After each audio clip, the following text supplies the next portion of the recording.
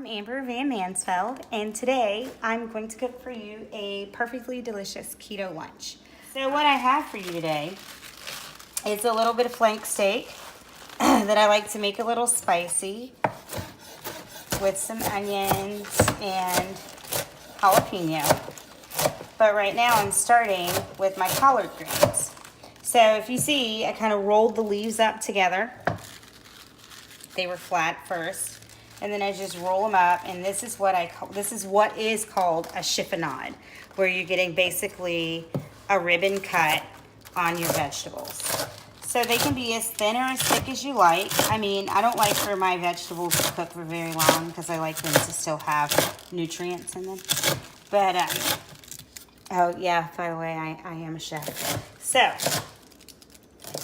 I use my chefy knowledge to make diet food. And it comes out yummy. We all tend to enjoy it, adults and kids alike. So my collard greens are going to be sauteed in a little bacon fat first. Yum. So I do have some bacon here that I'm going to use to render that fat. And you know, all this sounds like it takes a long time, but really we're cooking in real time today. So I guess we should see about how long it takes us. Right now it's about 12:45 here in Florida. So I'll tell you how long this takes at the end. I have filled up my little 2-quart container with chiffonade collard greens. One of the things I always like to do is give my veggies a good rinse. And I'm gonna let the collards kind of sit in the water. It's not a very big bowl, but it's okay. I just want them to kind of sit in the water so that they rinse off. I don't want them to tenderize or anything like that, but we're gonna leave these over here to the side so that they're out of the way for now. So I like to have everything all ready, so when I go to cook, I just throw it together. In the culinary world, we call that mise en place.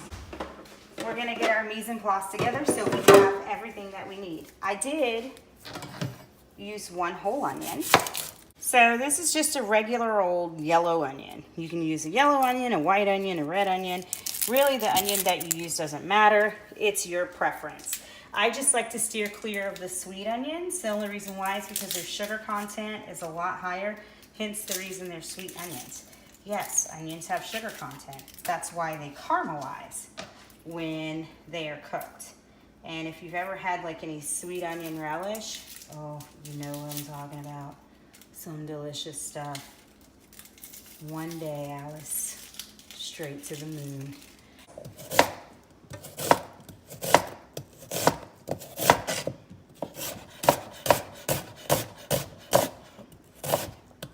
It doesn't have to be uniform, because eventually it's all going to come out the same. And then I'm going to go through and do this with about 3/4 of this side, because I'm going to reserve some of that onion to use in my collards. If I start crying, don't make fun of me. So, did you guys know that if you refrigerate your onions, they're less likely to make you cry when you're cutting them? So that is some interesting information. I didn't say they wouldn't make you cry. I just said less likely, because these are about to make mama cry. Then I want to go in with some whole cloves of garlic. I'm just going to crush them to release their garlickiness. Woohoo!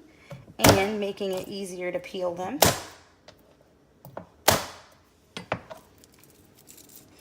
Now, one of the tricks that I use when I'm peeling garlic is I do like to wet my hands or wet my fingers, because the garlic likes to stick to them.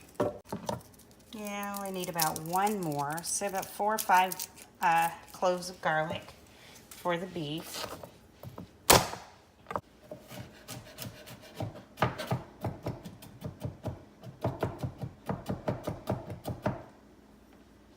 Just 1 clove for my collards. All right, now I'm going to take my board and rinse it off. There we go. Last night, I cut my beef up, so this is what was left over. Got a little bacon action going on over here. This is not faking bacon. This is bacon. And let me tell you, it is some delicious stuff. I got it from Whole Foods. Not that you have to get everything from Whole Foods, because quite honestly, it's a trek for us, but it's so worth it. So, I just like to go in, split it in half.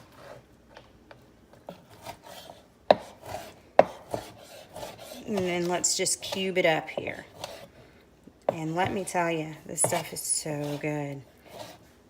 I'm gonna go ahead and get my pan on the heat so I can start rendering this bacon. So here we go here.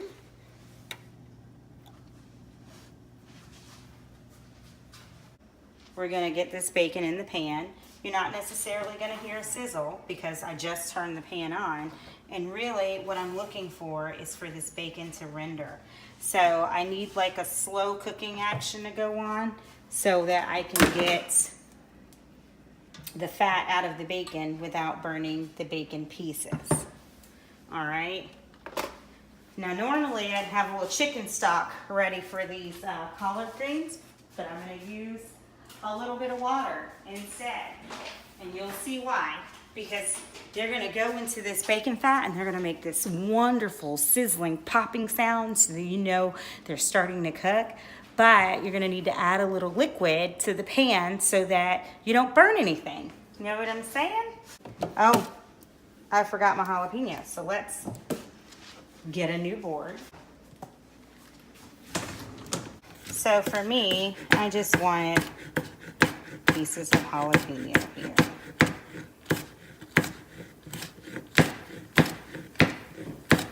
I love spicy. You know, oh my gosh. And these peppers, like last night when I was cooking, like the pepper oil, you know, it cooks off when you're cooking, obviously, wafted up at me. I mean, it's like, it like kind of makes you cough a little bit, but man, oh man, do I love it. So, I might do this a little differently today. I said I wasn't, but I'm going to because I want to honor Preston's wishes. He's only 9. He doesn't like spicy as much as I do.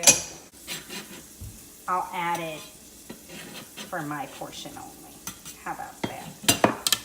All right, so here we are. Bacon's starting to cook. Hear that sound? Ooh, that way you know it's gonna be good. Here we go. And we just want to have this started on a little medium low heat. No, right now I'm at about medium high. So I'm going to turn it down just a little bit.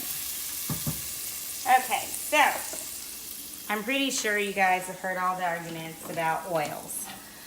Well, I do like to cook with a coconut oil. However, if you don't want to cook with coconut oil, there's nothing wrong with that. You are more than welcome to cook with any high heat oil, such as grapeseed or avocado oil. What you don't want to cook with is olive oil. Olive oil is not meant for high heat cooking. I figure it's like a finishing oil. It's something that you put on when you want to finish things. Oh, I don't know, like a carpaccio, or it's that nice, healthy, added fat that you want at the end. But if you cook it, it becomes rancid, and then it gives off free radicals. So that's not good. There's nothing in there that we want out of a cooked olive oil. You also want to make sure you're getting a real olive oil. When you have real olive oil, if you refrigerate it for a while, it will solidify because it's truly olive oil. And good oils, lower than room temperature, tend to solidify. One of my favorite oils to cook with, honestly, is avocado oil. It is a high heat oil. You can do just about anything with it. It tends to stay liquid, but for all intents and purposes, today we're using some coconut oil. All right, so I'm gonna go in here. There's about a tablespoon. Maybe we'll make it 2. because we have quite a bit of beef. And we're going to weigh that out here in just a second. See exactly how much beef we have. On my scale here, I'm going to get a baseline weight. So that's torn.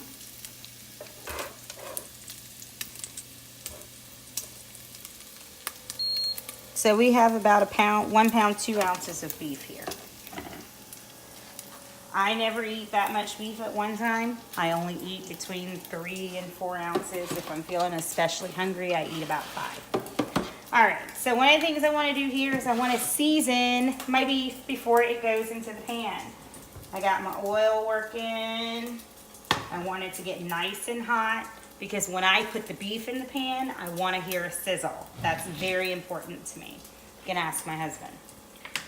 So for my salt, I'm using a Celtic gray salt, a Celtic sea salt. Look at that. It's like, it actually has a gray color to it. That's because it's unrefined and retains most of its nutrients.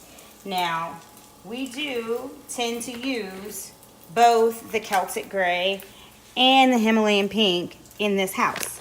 And here is the reason why. I like the flavor profile of the Celtic gray a little bit better than I like the flavor profile of the Himalayan pink. I guess there's different minerals, so it gives it a different flavor to me. That's not true for everyone, but it's definitely true for me.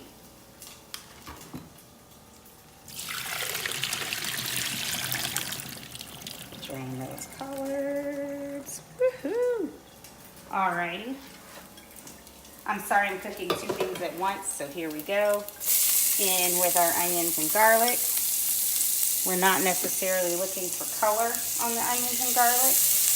And sometimes I would remove the lardon, which are the bacon pieces that are left behind, but I don't think that's necessary because this cooks up so quickly. Now, me talking about mise en place, you know one thing I don't have? I don't have any butter out here. We do use grass-fed butter in this house. I say everything about in this house. So, look at that. Yes, yes. Woo! That popping sound, I just love it. Oh my gosh, I love this so much. Life is good. Life is good. So,